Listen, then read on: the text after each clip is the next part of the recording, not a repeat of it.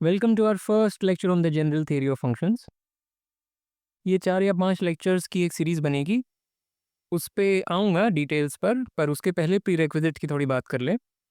Prerequisites में केवल sets पर्याप्त है और सेट्स पर ऑलरेडी मैंने एक लेक्चर सीरीज़ बनाई है, उसमें 8 या 9 लेक्चर्स हैं और ये सारी चीज़ें मैंने उसमें डिस्कस करी हैं।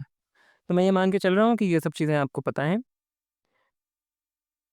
कोर्स ओवरव्यू, तो इसमें ये सारी चीज़ें हम सीखेंगे। आप पॉज़ करके पढ़ सकते हैं और प्रीरेक्विज़िट्स सेट्स है। और एक बार जब ये सब आप पढ़ लेंगे, उसके बाद आप रियल फंक्शंस की प्लेलिस्ट पर जा सकते हैं, जो अभी तक मैंने बनाई नहीं है as of the making of this video, पर मैं बना दूँगा बाद में, जिसमें ये सारी चीज़ें डिस्कस होंगी, ठीक है? और ये सब कुछ मिला कर के बन जाएगा बेसिक मैथ, ठीक है? तो आगे बढ़ते हैं। तो फंक्शन होता क्या है? तो जिस तरीके से हमने सेट्स की कोई सटीक परिभाषा नहीं दी थी, वैसे ही फंक्शंस की भी हम नहीं देंगे, पर फिर भी एक इंट्यूटिव आइडिया हम ज़रूर देना चाहते हैं। तो अगर 2 नॉन एम्प्टी सेट्स दिए हुए हैं ए और बी, तो function from A to B का क्या मतलब है? उसको ऐसे समझें, फंक्शन कोई मशीन की तरीके से है जो इनपुट लेती है ए की कोई एलिमेंट जिसको लिटिल ए लिखा गया है, तो little A is an element of A. तो कैपिटल ए से कोई भी एलिमेंट हम उठा करके इनपुट दे सकते हैं और अंदर कुछ व्यवस्था है जो एक गिवन इनपुट को बी के किसी वस्तु में बदल देती है। तो ये फंक्शन केवल और केवल ए के ही इनपुट्स ले सकता है। अगर हम बोलते हैं function from A to B, तो ये मशीन डिज़ाइन ही है केवल ए के एलिमेंट्स कंज्यूम करने को। अगर इसे कोई और चीज़ दे दी जो ए के बाहर की है, तो ये ख़राब हो जाएगी ये मशीन, ठीक है? तो सबसे पहले बात तो यही हुई कि इनपुट्स इसके तय हैं कहाँ से आएंगे, और आउटपुट भी तय है कि किस चीज़ में जाएंगे। और function from A to B में ये तय हो गया कि जो फंक्शंस यानी जो मशीन के आउटपुट्स होंगे, वो निश्चित रूप से इसी सेट के अंदर होंगे। ऐसा नहीं कहा जा रहा है कि हर चीज़ जो बी में है वो किसी न किसी चीज़ का आउटपुट है अंडर एफ, ऐसा नहीं कह रहे हैं। अगर बी में आपने कुछ सेलेक्ट कर लिया, तो कोई ज़रूरी नहीं है कि ए में से कोई ऐसी वस्तु मिले जिसे जब एफ को खिला दें तो वो ऐसे वो वही वस्तु पैदा कर दे जो आपने सेलेक्ट करी थी। ऐसा कुछ नहीं है। जो बात है वो ये कि अगर एफ को कुछ भी हम कैपिटल ए में से खिला देते हैं, तो वो बी में से ही कुछ देगा।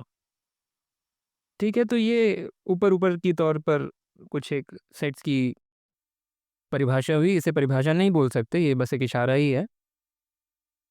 और जैसा कि मैंने बोला, हम इसकी सटीक परिभाषा दे भी नहीं सकते, पर फिर भी a function from A to B is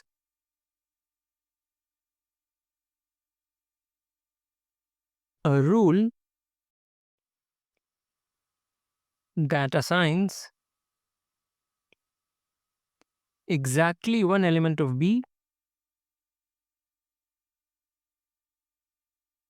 to each element of A।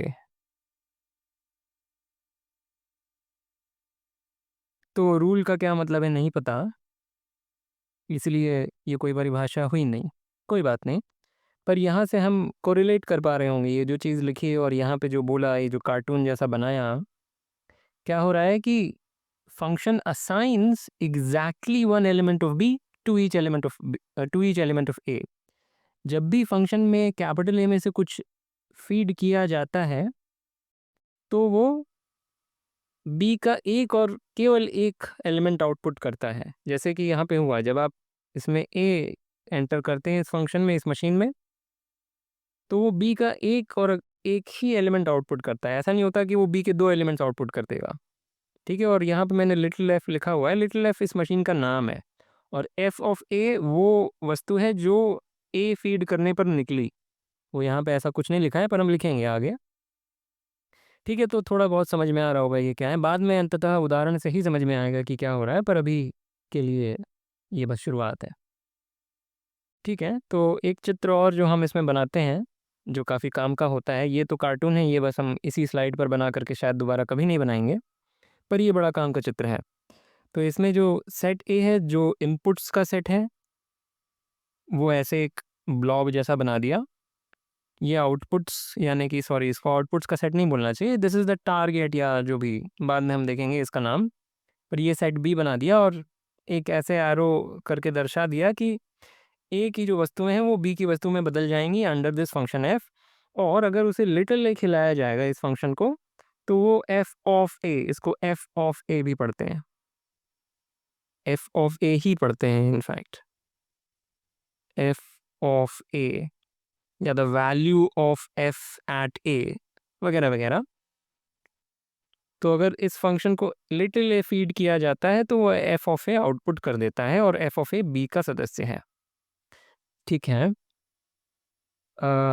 जो इसका एब्स्ट्रैक्ट या कहा जाए फॉर्मल तरीका है ये लिखने का, ये तो चित्रांकन हो गया, पर जो फॉर्मल तरीका है इसको लिखने का वो ये है। फंक्शन का नाम, फंक्शन का जो इनपुट्स का सेट है जिसको डोमेन बोलते हैं, डोमेन ऑफ द फंक्शन, और फंक्शन जिन चीज़ों में इनपुट्स को बदल देता है, या बोलना चाहिए कि जो सेट, जिस सेट में फंक्शन के आउटपुट्स लाए करते हैं उसको कोडोमेन बोला जाता है या टारगेट बोला जाता है, टारगेट ऑफ एफ या कोडोमेन ऑफ एफ। तो जो ये बाईं तरफ चीज़ लिखी है वो डोमेन, और जो दाईं तरफ चीज़ लिखी है कोडोमेन, केवल टर्मिनोलॉजी है, तो यहाँ पे ये सब चीज़ें मैं लिख देता हूँ। If f is a function from a to b, then we notate it as such, और a is called the domain of f, b is called the codomain of f। ठीक है। अभी भी नहीं समझ में आ रहा होगा कि ये क्या चल क्या रहा है, पर कोई बात नहीं। फंक्शंस को मैप्स भी बोलते हैं। ठीक है।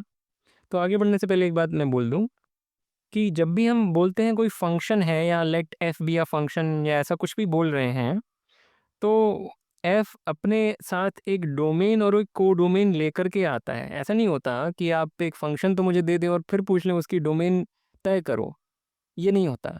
इस तरह से सवाल पूछे ज़रूर जाते हैं जेईई में भी और शायद एनसीईआरटी में भी, गड़बड़ है, ऐसे नहीं होता। फंक्शन माने वो अपने साथ एक डोमेन और एक कोडोमेन लेकर के आया है, वो खुद ही बता रहा है, वो मशीन खुद ही बता रही है कि भाई मेरा इनपुट का सेट्स क्या है, इनपुट्स का सेट क्या है, और किस सेट में मैं आउटपुट्स भेजूंगा या डालूंगा। ठीक है। ये पूछने का कोई अर्थ नहीं है कि फंक्शन तो मैं हूँ, अब बताओ मेरा डोमेन क्या है, निकालो, तय करो, डिड्यूस करो, नहीं, ये सब कुछ नहीं होता। जब उस तरह के सवाल आएंगे तो मैं समझा दूंगा वो पूछना क्या चाह रहे होते हैं। ठीक है। All right. और एक और इसका तरीका होता है सोचने का, एक और चित्रांकन, कि ये है सेट ए, ये है सेट बी। फंक्शन क्या कर रहा है, जब उसे ये सामग्री खिलाई गई तो उसने उसको इसमें बदल दिया, जब ये खिलाई गई तो इसमें बदल दिया, एंड सो ऑन। और यहाँ से ये भी समझ में आ रहा है कि हर वो चीज़ जो बी में है ज़रूरी नहीं आउटपुट बने किसी चीज़ का। कुछ चीज़ें ऐसी हो सकती हैं जो किसी भी इनपुट पर आउटपुट ना बने, तो वो खाली रह जाएंगी एक तरीके से, और कुछ ऐसी होंगी जो इनपुट्स के इनपुट्स को करस्पॉन्ड कर रही होंगी। ठीक है। तो ये एक तरीका हो गया फंक्शन को चित्रित करने का। ओके। और लास्ट में एक चीज़ एम्फसाइज करके बोल देते हैं कि अगर f is a function from A to B, और अगर little a is an element of capital A, then the output of f at A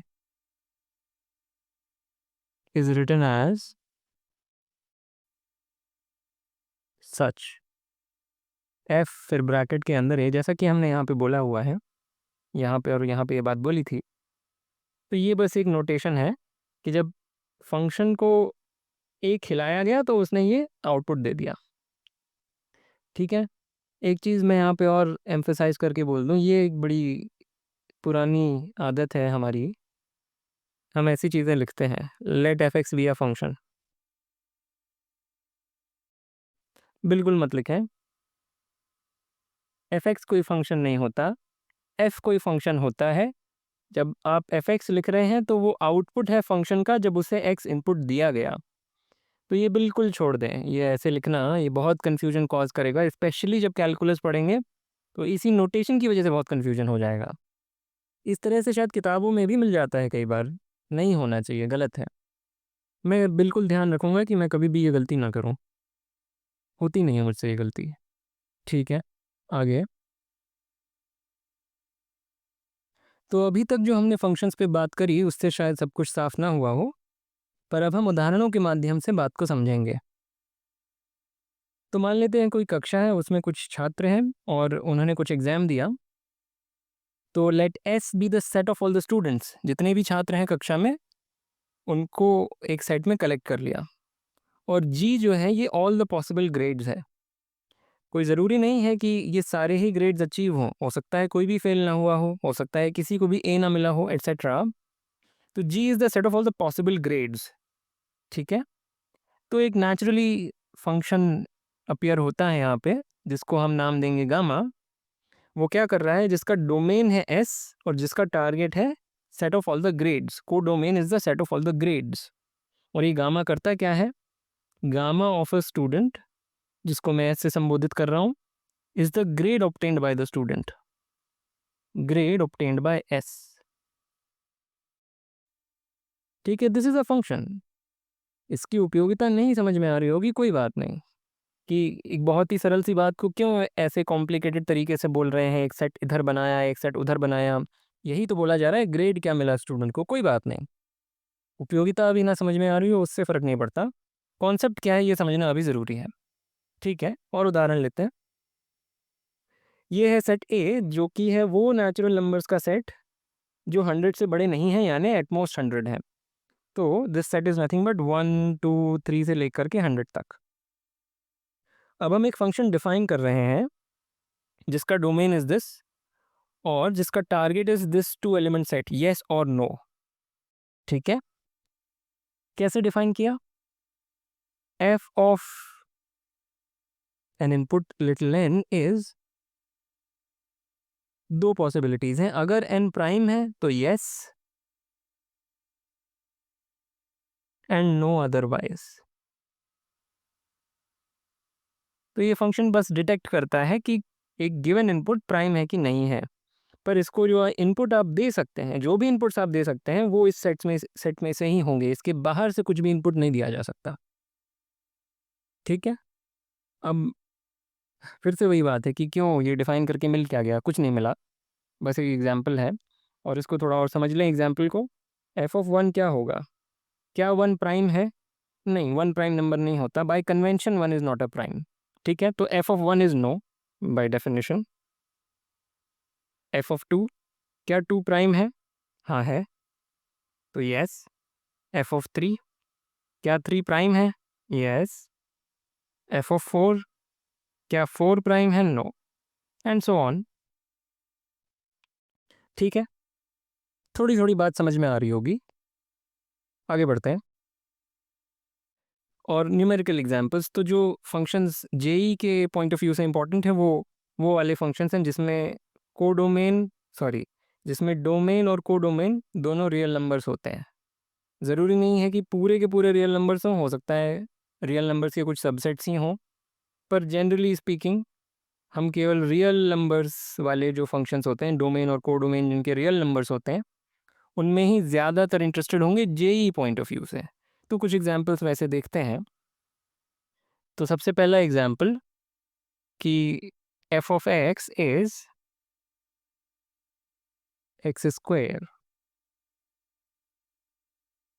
तो ये फंक्शन क्या करता है, ये इसे एक्स अगर इनपुट देते हैं तो एक्स स्क्वायर आउटपुट कर देता है। This is the squaring function. ठीक है, एक और फंक्शन नेचुरल नंबर से integers. This is the set of natural numbers, this is the set of integers. और ये कैसे डिफाइन कर रहे हैं हम, f of n is n plus one for all n. तो इसे अगर n देते हैं इनपुट तो ये बस उसमें एक बढ़ा करके आउटपुट दे देता है। एक और उदाहरण, पर उसके पहले ये सेट का मतलब क्या हुआ, ये तो इंटीजर्स हैं, ये क्या है, this is all the whole numbers. So this is all those integers जो ज़ीरो से छोटे नहीं हैं। तो set of all the whole numbers just एक नोटेशन है, जो सेट ऑफ नेचुरल नंबर था उसमें ज़ीरो को भी इंक्लूड कर लें, बस और कुछ नहीं। तो ये फंक्शन हम डिफाइन कर रहे हैं f of n equals n square. This is a well defined function in the sense, अगर हम कोई भी इंटीजर लें और उसका स्क्वायर करें तो कोई होल नंबर ही मिलेगा, होल नंबर के बाहर कुछ नहीं मिलेगा, क्योंकि किसी भी चीज़ का स्क्वायर नॉन नेगेटिव होता है। ज़ीरो हो सकता है क्योंकि ज़ीरो का स्क्वायर इज़ ज़ीरो, पर नेगेटिव नहीं हो सकता। और इंटीजर का स्क्वायर करेंगे तो इंटीजर ही मिलेगा, देयरफॉर कुल मिलाकर के बात है कि ये फंक्शन वेल डिफाइंड है। फिर एक और फंक्शन, और यहाँ पे थोड़ा एम्फसाइज करूँगा मैं, ये ऐसे डिफाइन हो रहा है, f of x is x plus one if x greater than equal to zero, x square if x less than zero.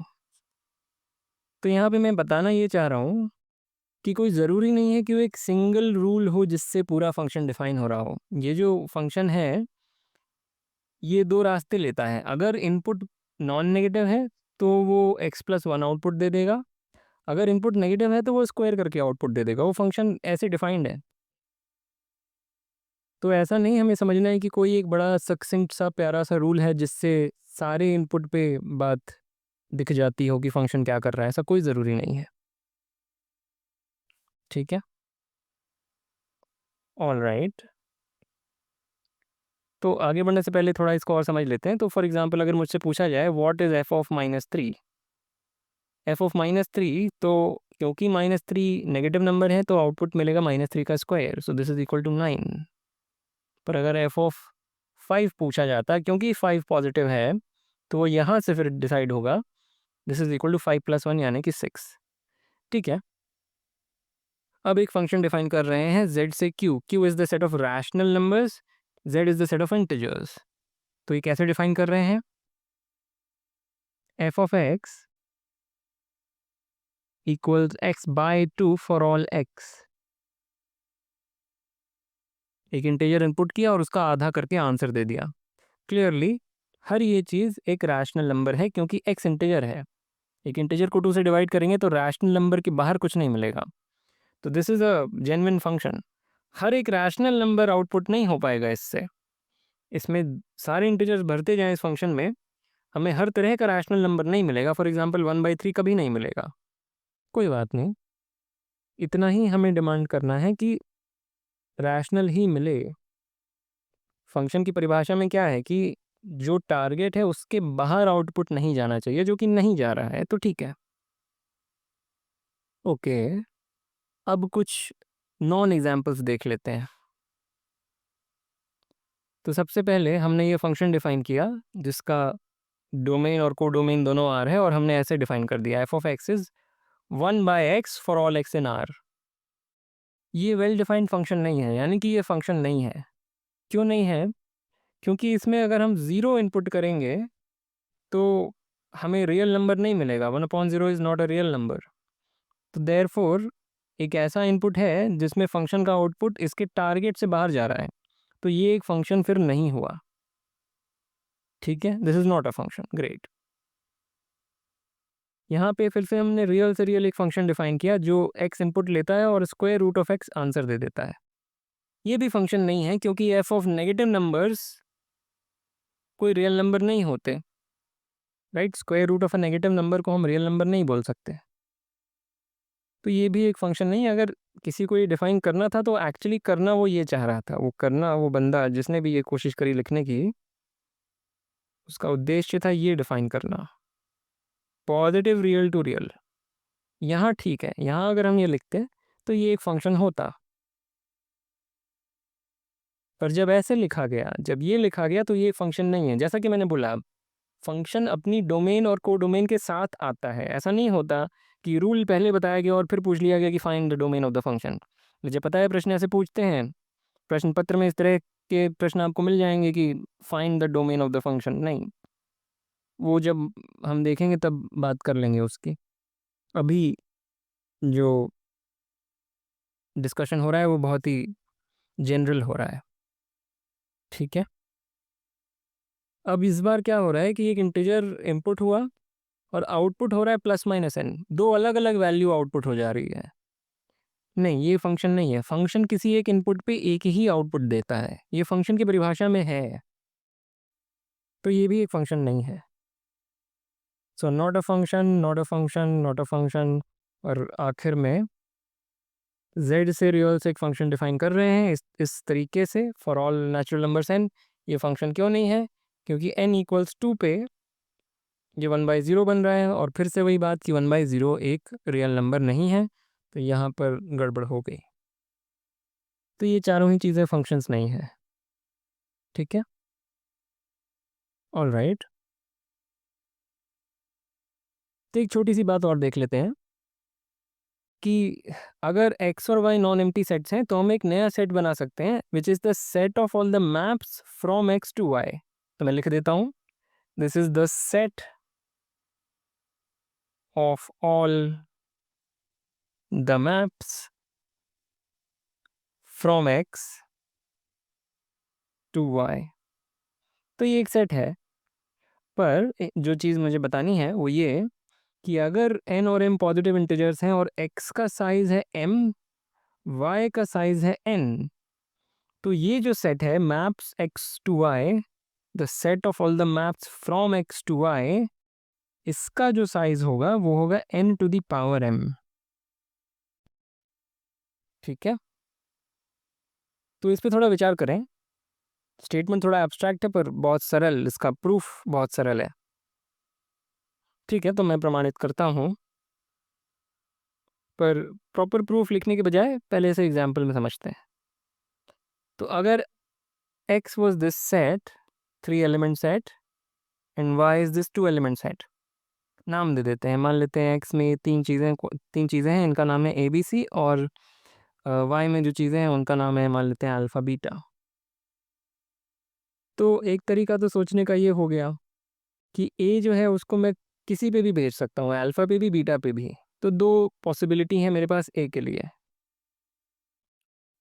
Similarly b के लिए भी मेरे पास दो पॉसिबिलिटीज़ हैं, मैं अल्फ़ा भी असाइन कर सकता हूँ, बीटा भी असाइन कर सकता हूँ। दोनों में से एक बार में एक ही कर सकता हूँ, पर मेरे पास दोनों ऑप्शंस हैं। सिमिलरली सी के लिए है।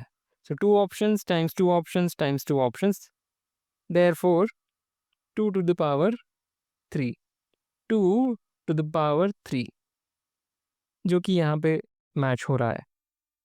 इसको ऐसे सोचें कि मेरे पास 3 स्लॉट्स हैं। पहला स्लॉट करस्पॉन्ड कर रहा है कि ए की वैल्यू क्या है, दूसरा स्लॉट करस्पॉन्ड कर रहा है कि बी की क्या वैल्यू है, और तीसरा स्लॉट करस्पॉन्ड कर रहा है कि सी की क्या वैल्यू है अंडर द फंक्शन एफ। कोई भी फंक्शन एफ हो, वो ए पे कुछ वैल्यू ले रहा है, बी पे कुछ वैल्यू ले रहा है और सी पे कुछ वैल्यू ले रहा है। बस इन तीनों स्लॉट्स में हम उसी श्रृंखला में ये वैल्यूज़ लिख दे रहे हैं। तो यहाँ पे दोनों में से कुछ भी लिख सकते हैं, अल्फ़ा या बीटा। यहाँ पे दोनों में से कुछ भी लिख सकते हैं, अल्फ़ा या बीटा, और सेम फॉर दिस। तो therefore we have 2 into 2 into 2 options, यानी कि 8 ऑप्शंस। और वही बात हम जनरल में बोल सकते हैं, जब x में n एलिमेंट्स हैं और यहाँ पे m एलिमेंट्स हैं, तो हर एक के लिए m ऑप्शंस,